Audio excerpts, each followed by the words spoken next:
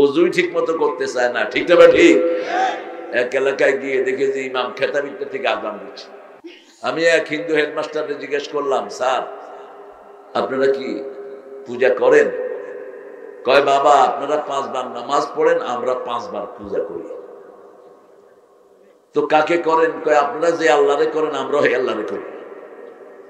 মাশাআল্লাহ, বেশ ইন্টারেস্টিং। তা আপনারা কেমনে করেন? আমরা তো ওযু করি। কয় আমাদের গোসল লাগে।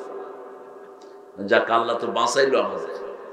যদি গোসল করে নামাজ পড়তে হইতো এই শীতকালে, ফজরে কাউকে পাওয়া যেত না। ইমামও টাইট ফিট কোনো কিছু দিয়ে সারাই, ওযুই ঠিক মতো করতে চায় না, ঠিক না বা ঠিক? এক এলাকায় গিয়ে দেখে যে ইমাম খেতাবিত্তা থেকে আযান দিচ্ছে। কিরে মসজিদ বন্ধ, ইমাম কই? মসজিদে তালা লাগানো, পাশে একটা রুম। আমি নক করলাম, কয় কিডা? আমি বললাম তো জিডা, দরজা খোল। কয় নাউজুবিল্লাহ হুজুর আপনি? আমি বললাম সুবহানাল্লাহ না করুন বেটা, আমি আইছি মসজিদে, তুই আজান দিছ কেমনে? কয় যে খেতাবিত্তে আনছি। এই শীতে বিত্তে মুসল্লি আসে না, আমিও বাইর হই না। আমি বললাম না, এটা মসজিদের হক আদায় হয় না বাবা। তুমি মসজিদে গিয়ে আযান দিবা, কেউ না আসলেও ফেরেশতারা থাকবে।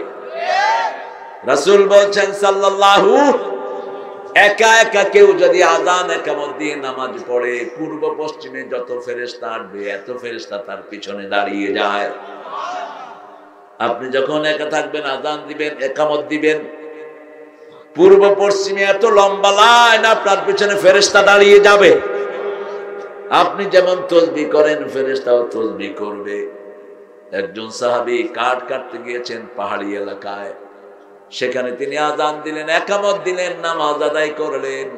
রাসূল সাল্লাল্লাহু আলাইহি ওয়াসাল্লামের মাধ্যমে আল্লাহ তাকে জান্নাতের খবর দিয়ে দিলেন। একা থাকলেও কি দিব? কি দিবেন?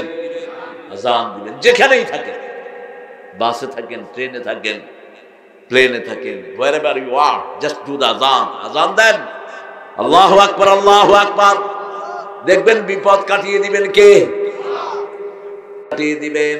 আযান আছে যেখানে বিপদ থাকে না সেখানে, নামাজ আছে যেখানে বরকত আছে সেখানে। আর যদি আযান দেন না দেন, শুধু একামত দেন, তাহলে আপনার সাথে যে 5-6 জন ফেরেশতা এরাই আপনার সাথে শামিল হয়ে যায়। আযান একামত ছাড়া রাসূল নামাজ পড়তেন না। যখনই পড়তেন আযানও হতো, একামতও হতো। একদিন বেলালকে দায়িত্ব দিলেন, বেলাল আমরা সবাই যুদ্ধের ময়দান থেকে এসেছি, তুমি আমাদেরকে জাগিয়ে দিবা। তিনিও ক্লান্ত, সবাই ঘুমিয়ে পড়লেন। সূর্যের তাপ গায়ে লাগলো, তখন উঠলেন ঘুম থেকে। ফজরের নামাজ সূর্য উঠলে কাজা হয়ে যায়, কিন্তু আপনাকে যদি ডাকার কেউ না থাকে, যেই সময় আপনি উঠবেন সেই সময় পড়লে কাজা হিসাবে আল্লাহ গ্রহণ করবে না, নরমাল হিসাবেই কবুল করবেন। রাসূল বেলালকে ডেকে বললেন, ও বেলাল, কষ্ট হচ্ছে? ও বেলাল তুমি কেন রাখলে না? কয় ইয়া রাসূলুল্লাহ আমিও ঘুমিয়ে পড়েছি।